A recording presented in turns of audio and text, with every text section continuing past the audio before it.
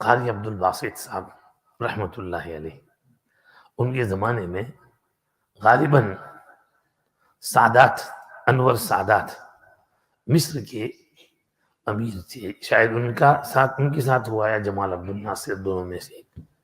یہ گئے تھے ماسکو، سوویت یونین میٹنگ میں، تو وہاں والوں نے میٹنگ کے بعد ان کو اپنی وہ ریڈ بک دی کہ آپ ریڈ بک ہماری پڑھو، یہ قرآن کیا پڑھتے ہو، بغیر قرآن ریڈ بک پڑھو۔ تو ان کو غصہ آیا، لیکن غصہ پی گئے، چلے آئے۔ پھر جو ہے مصر آ کر تھوڑا غصہ ٹھنڈا ہوا، کچھ مدت بعد دوبارہ ان کو وہاں جانا تھا، ماسکو۔ سوویت یونین تو اس وقت پیک پر تھا نا، سپر پاور تھا۔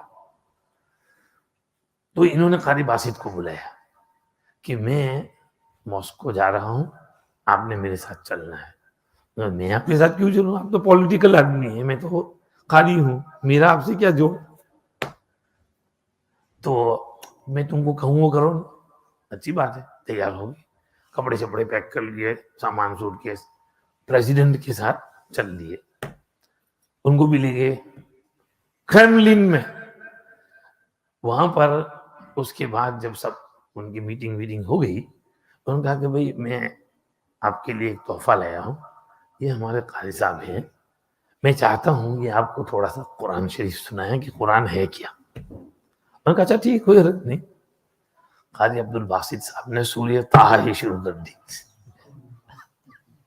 اور اپنے لہجے میں جو قاری صاحب پڑھتے گئے، وہ سب یوں سب جھکا کے بیٹھے ہیں، اور ان میں 5 بڑے بڑے سوویت لیڈر ایسے تھے جو ٹپ ٹپ ٹپ ٹپ رو رہے تھے، آنسو جاری تھے۔